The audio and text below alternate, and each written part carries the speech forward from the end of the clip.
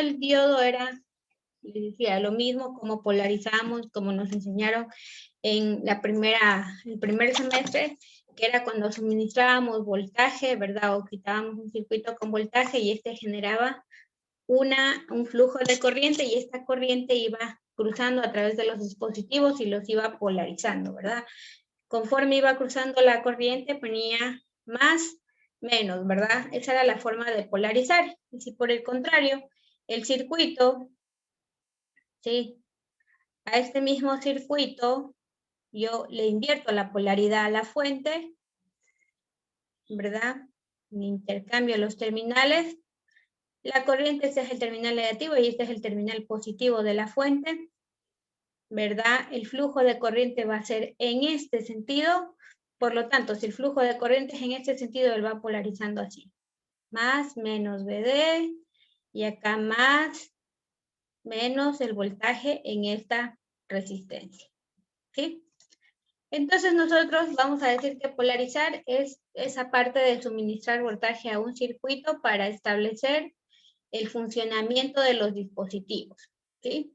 Una polarización en inversa en un diodo, ¿sí? Recordemos el diodo, el circuito equivalente es el que vemos aquí, la representación o el símbolo en un circuito es el que vemos aquí del diodo, que es básicamente un triángulo con una línea vertical. Esta línea vertical, recuerden que hacía alusión al terminal negativo del diodo, conocido como el cátodo. Y por el otro lado que teníamos acá, el triángulo era el terminal positivo, conocido como el ánodo del diodo, ¿no? Entonces, si la corriente ingresa en este sentido, va ingresando por el cátodo en este ejemplo que estamos viendo aquí, la polarización queda más, menos, ¿verdad? Es decir, el terminal negativo del diodo, que es el cátodo, queda polarizado positivamente y el terminal positivo del diodo, que es el ánodo, queda polarizado negativamente. Cuando ocurre esto, nosotros vamos a decir que el diodo está polarizado en inversa, ¿sí? Y si por el contrario, nosotros vemos aquí igualmente está el diodo, el símbolo del diodo en un circuito, vemos cuáles son los terminales, este es el terminal positivo del diodo y este es el terminal negativo del diodo. Es decir, acá tenemos el ánodo y por el lado de acá tenemos el cátodo. ¿Sí? Pero si por el contrario la corriente ingresa por el ánodo, ¿sí? Por el terminal positivo del diodo, ¿sí? Va a irle polarizando de esta forma, más, menos, ¿verdad? La corriente sobre ese dispositivo. Quedando, el terminal positivo del diodo queda polarizado de manera positiva y el terminal negativo del diodo, es decir, el cátodo, queda polarizado de manera negativa. Cuando coinciden esta polarización positivo con positivo y negativo con negativo, estamos hablando de una polarización en directa. Una vez que vemos esta parte de la polarización en inversa o en directa, que es básicamente cómo lo va a polarizar la corriente, vamos a hablar de la curva característica del diodo. La curva característica del diodo es la que vemos aquí al frente. Está la curva característica de un diodo de germanio, está la curva característica de un diodo de silicio, y está la curva característica de un diodo de arseniuro de galio, que para traducción de nosotros es un diodo LED. ¿Sí? Que son los diodos emisores de luz. Vemos aquí que nos habla que la parte superior o el primer cuadrante, si hablamos por el plano cartesiano que tenemos aquí, el primer cuadrante va a representar la polarización en directa del dispositivo, mientras que el tercer cuadrante va a representar la polarización inversa del dispositivo. ¿Sí? Entonces, Si ustedes recuerdan, nosotros habíamos dicho, ¿sí?, que el diodo, cuando es polarizado en directa, positivo o negativo, se comportaba como un circuito cerrado. ¿Sí? Ya vamos a analizar esto más a profundidad. Y cuando, por el contrario, la corriente ingresaba por acá, y quedaba más, menos, pero el diodo invertido, el circuito se abre. ¿Sí? Por lo tanto, en función de esta característica general del diodo, ¿sí?, vamos a establecer la curva característica de este diodo. Dice que cuando no está polarizado, ese diodo no hace nada. Cuando no le agrego ningún tipo de voltaje. ¿Sí? Cuando no le agrego voltaje, no pasa nada, se queda en cero. Pero dice que cuando yo le suministro una corriente, ¿sí?, cuando yo le suministro una corriente a este dispositivo, dice que se comporta como un circuito cerrado, es decir, se cierra el circuito y empieza a conducir. Pero no se cierra justo aquí, no justo en cero, sino que le vamos a poner como, bueno, para la representación, como un diodo lo vamos a poner así, ¿no? Como un interruptor, se abre o se cierra, deja pasar o no deja pasar corriente. Ya, vamos a representarlo aquí, tal cual como está. Ya. Entonces, cuando no hay corriente cero, pero si se activa con un mínimo de voltaje, se supone que debe dejar continuar todo el flujo de corriente. ¿Sí? Porque vemos que acá está en función del voltaje del dispositivo y va con respecto a la corriente en miliamperios. Y si por el contrario le aplico una polarización en inversa, me dice que se va a abrir el circuito. Si se abre el circuito, no hay circulación de corriente. Entonces, la interpretación de eso que tenemos aquí, pues sería esto, ¿no? Cuando lo polarizo en inversa, no hay circulación de corriente, es decir, se queda en cero. Y si por el contrario le paso un pequeño valor de polarización por ahí, ya empieza a circular la corriente. ¿Sí?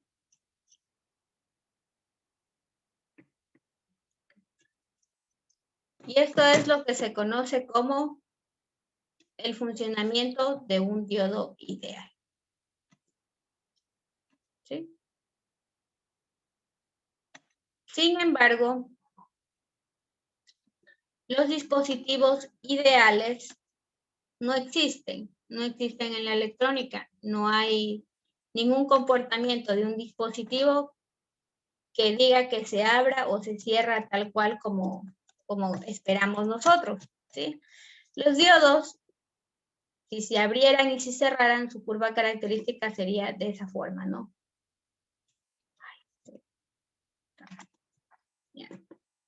Su curva característica sería de esa forma, ¿no? Apenas le damos un poquito de voltaje, ya permitiría el flujo de corriente, y si le ponemos una polarización inversa, la corriente sería cero. ¿Sí? Esto sería el comportamiento de un diodo ideal. ¿Sí? Sin embargo, ¿sí?, siempre hay ciertas pérdidas o siempre hay pequeñas caídas de voltajes en los dispositivos, y en el diodo va a ser de la siguiente forma. ¿Sí? En el silicio, cuando lo polarizan directa, va a tener una pequeña caída de 0.7 voltios. ¿Sí? En el germanio va a tener una pequeña caída de 0.3 voltios. ¿Sí? Y cuando polarizo un diodo LED, estos tienen una pequeña caída de 1 a 1.2 voltios. ¿Sí? Por lo tanto, si yo polarizo el diodo, tengo un diodo de silicio y le polarizo con 0.3 voltios, ¿me permite conducir corriente? ¿Se cierra el circuito si lo polarizo con 0.3 voltios de acuerdo a este diagrama? ¿Sí o no?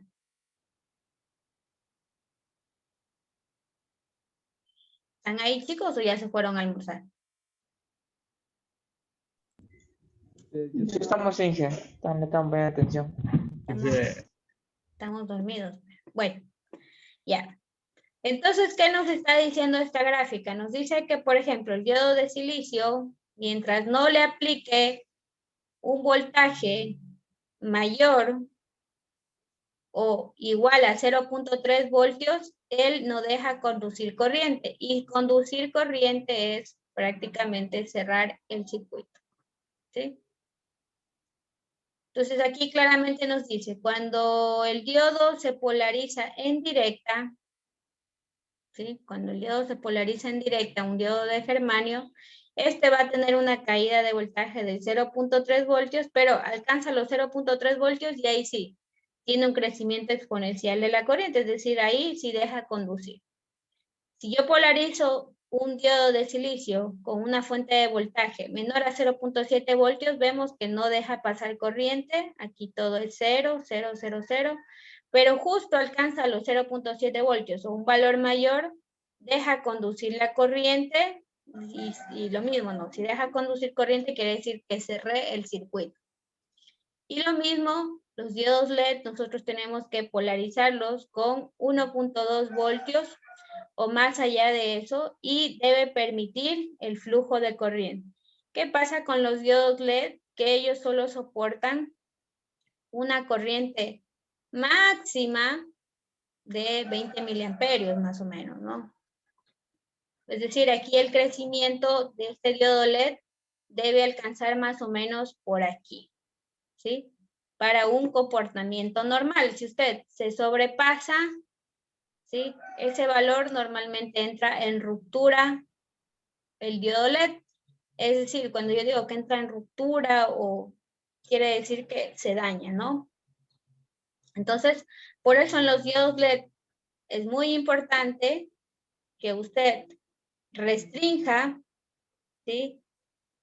La fuente o el flujo de corriente que circula a través de él. Por ejemplo, yo tengo aquí 5 voltios y aquí tengo un diodo LED. Ya. Si yo polarizo adecuadamente este diodo, yo sé que aquí voy a tener 1.2 voltios. ¿Sí?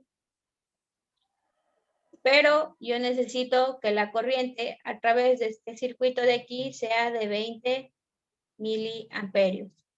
¿Qué tengo que hacer para que esa corriente sea de 20 miliamperios? Pues debo valerme de ¿qué? De calcular adecuadamente el valor de la resistencia y me quedaría igual a voltaje sobre corriente. Aquí el voltaje equivalente de este circuito de 5 menos 1.2 me queda 4.8 voltios. Y la corriente máxima, ¿verdad? Que yo puedo trabajar es de 20 miliamperios. ¿Cuánto me queda aquí? Inge, no será 3.8 voltios. 3.8, sí. 3.8 dividido entre 20, ¿cuánto es? Entre 20 miliamperios.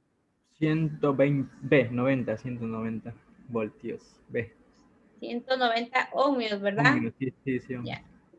Quiere decir, esta es la corriente máxima. Quiere decir que usted aquí, el valor de su resistencia debe ser como mínimo de 190 ohmios, ¿sí? Pero como no hay comercial de 190 ohmios, normalmente si usted tiene una fuente de 5 voltios, usted le pone una de 220 ohmios o le pone una de 330 ohmios que son igualmente bajas, ¿no? Esa es la característica especial de los diodos LED, ¿sí? que ellos solo soportan un flujo de corriente máximo de 20 miliamperios a través de ellos, y si usted le pone más de 20 miliamperios, se daña. Por eso siempre lo asocia con una resistencia. En cambio, los otros diodos, los diodos de silicio y los diodos de germanio, son normalmente diodos rectificadores. Y si ustedes habrán comprado o se habrán fijado en la práctica que hicieron, ¿verdad? Es un elemento bastante pequeño, de color negro, con una franja gris. Estos de aquí suelen soportar a través de ellos máximo 1 amperio. Si por el contrario quiero que llegue a soportar mayor amperaje, tendré que comprar 1 a 2 amperios y son un poco más gorditos, por así decirlo, que los de 1 amperio, ¿sí? Entonces, por lo tanto, estos dispositivos, sí, los puedo polarizar, y una vez polarizados o alcanzado su valor de polarización, empiezan a conducir corriente de manera exponencial, como vemos en la gráfica, pero también tienen sus limitaciones, ¿sí? Sobre todo donde tenemos los elementos más sensibles de diodo son los LED. Si por el contrario, yo le aplico una polarización en inversa a un diodo de germanio o a un diodo de silicio, ¿sí? Vamos a ver qué es lo que ocurre. Cuando yo polarizo un diodo de silicio, vemos por acá que el orden de la corriente es de picoamperios. Quiere decir que es una corriente mucho más pequeña que la que circula en la polarización indirecta, porque acá tenemos miliamperios, ¿sí? Entonces, ¿qué es lo que ocurre? ¿Sí? Nosotros, cuando polarizamos en inversa, lo que queríamos es que un circuito se abra. Si yo abro un circuito, ¿cuánta corriente espero que circule por aquí si el circuito se abre? 0. Cero, ¿verdad? Yo lo que esperaría es que si yo lo polarizo en inversa, pues simplemente no circule nada y sea 0 voltios.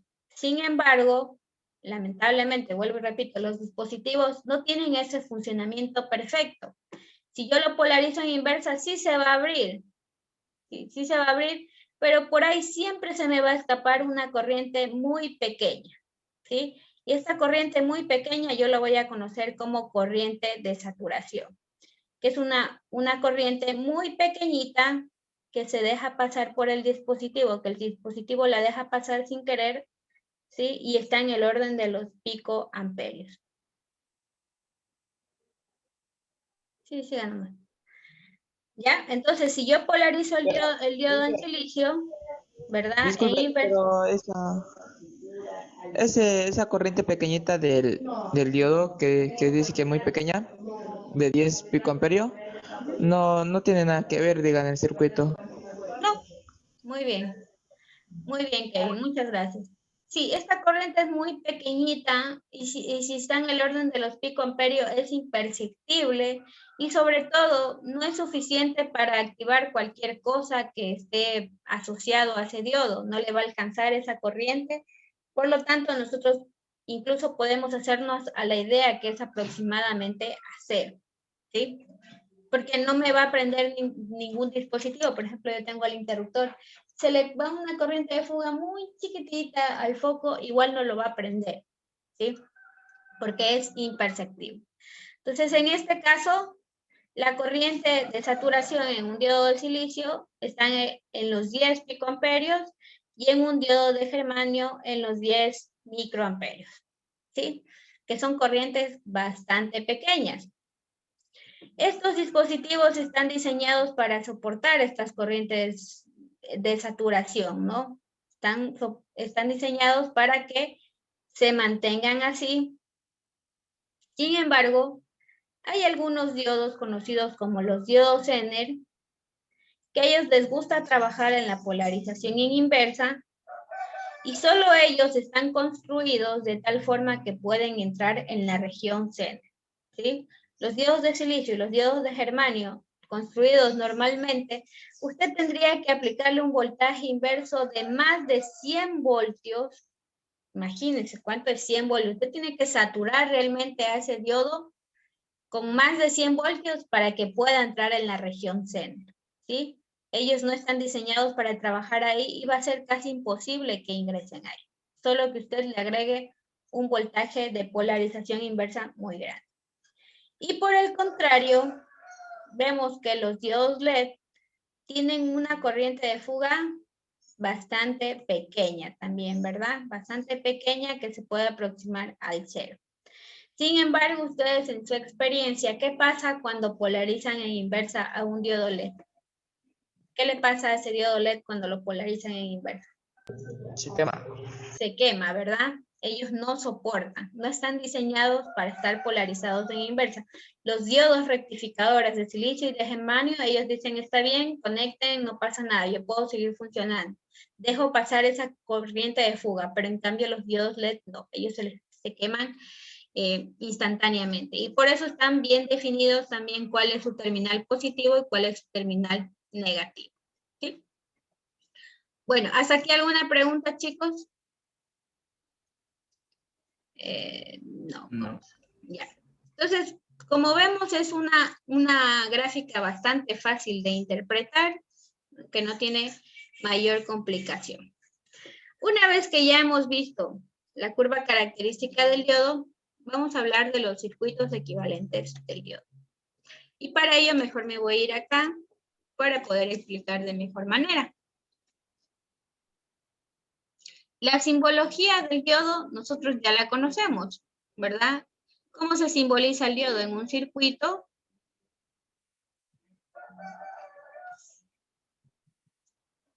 Pues mediante un triángulo, ¿verdad? Y por el lado de acá está el ánodo, terminal positivo del diodo, y por el lado de acá está el cátodo, que es el terminal negativo del diodo. ¿Sí? El objetivo de la electrónica y sobre todo de esta materia es analizar el comportamiento de los dispositivos dentro de un circuito. Para establecer el comportamiento de un dispositivo dentro de un circuito, tenemos que establecer sus circuitos equivalentes.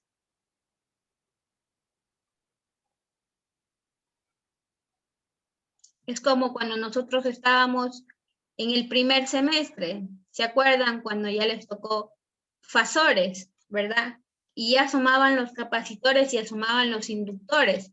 Entonces, ¿usted cómo iba a poder analizar o cómo podía resolver ese circuito que tenía capacitores e inductores? ¿Cómo lo resolvía? ¿Ya no se acuerdan? Armando el circuito.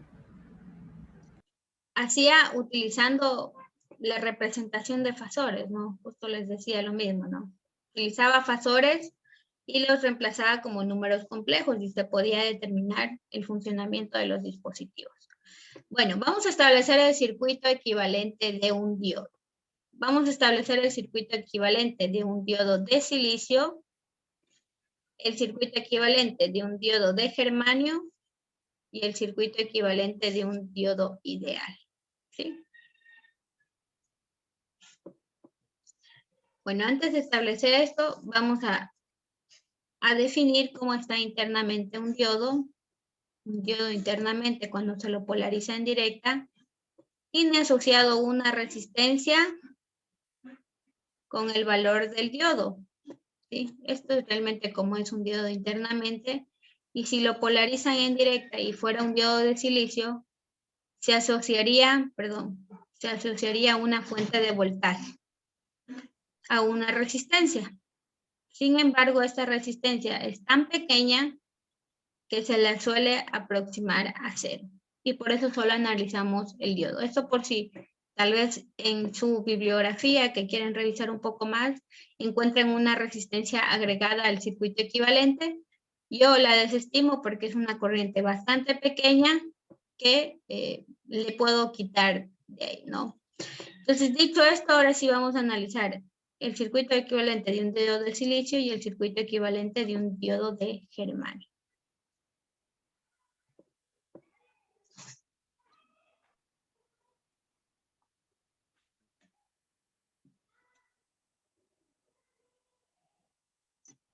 Ya. Y vamos a establecer el circuito equivalente para una polarización en directa y para una polarización en inversa.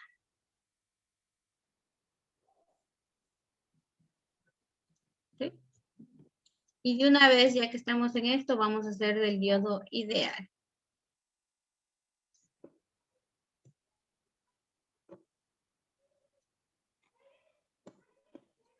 Listo. Entonces, la polarización en directa, yo voy a representar un diodo de silicio de esta forma, el mismo, un triángulo, pero yo le voy a asociar aquí el nombre de silicio. ¿Sí? Con eso voy a representar que es un diodo de silicio. El de germanio lo voy a representar de igual forma, pero en la parte de arriba le voy a establecer que es un diodo de germanio. Y el diodo ideal yo lo voy a representar de aquí en adelante, y porque así también lo maneja el autor con el que vamos a trabajar del libro, va a estar pintadito de color negro, y esto va a representar un diodo ideal. Si tal vez está blanco, tal vez tenga asociada la palabra que es un diodo ideal en la parte de arriba. Si no le coloco esto y está pintado de color negro, quiero decir que es un diodo ideal. Bueno, entonces vamos a polarizar. Decíamos que la polarización en directa es cuando ingresa una corriente en este sentido, ¿verdad? Y va polarizando más, menos a este dispositivo, ¿sí? Entra la corriente por aquí y va polarizando más, menos a este dispositivo. Igualmente acá, más, menos, y va polarizando al dispositivo. ¿Sí? Cuando se polariza en esta forma, el circuito equivalente va a ser el siguiente. ¿Sí? El circuito equivalente de un diodo de silicio va a equivaler a 0.7 voltios. Va a tener una pequeña asociada, una pequeña caída de voltaje de 0.7 voltios, por donde evidentemente hay flujo de corriente. ¿Sí? Si tengo un diodo de germanio y lo polarizo en directa, es decir, que va polarizándose más, menos, el ánodo se polariza positivamente y el cátodo negativamente, el circuito equivalente de un diodo de germanio va a tener una caída de voltaje de 0.3 voltios y evidentemente va a haber flujo de corriente, ¿sí? Es decir, deja pasar. Es como un circuito cerrado, pero con una pequeña caída de voltaje, ¿sí? Y acá si tenemos un diodo ideal y va polarizándose más, menos, aquí en un diodo ideal, decíamos que el diodo ideal no tenía caída de voltaje, entonces aquí se va a representar tal cual como un cortocircuito, como un circuito cerrado. Y sabemos que un cortocircuito, el voltaje en un cortocircuito, ¿de cuánto es? 0. 0 voltios, ¿verdad? Y como es un cortocircuito, claramente igualmente deja pasar corriente. ¿Sí? Y este será el circuito equivalente para la polarización en inversa. Ahora, diré para la polarización en directa. Ahora vamos a ver cuál es el circuito equivalente para una polarización en inversa. No puedo agregarle más espacio. Nos volvemos a conectar si nos quedamos sin tiempo, ¿no?